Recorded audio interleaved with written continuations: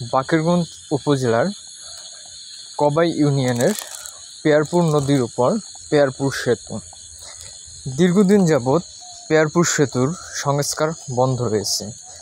এই দরুনে পেয়ারপুর সেতুর খুবই বেহাল দশা এবং পেয়ারপুর সেতু ঝুঁকিতে আছে।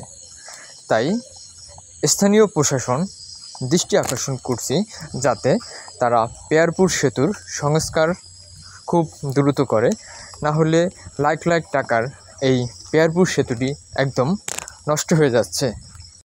পেয়ারপুর সেতুটা বাকেরগঞ্জের একটি মধ্যবর্তী সেতু।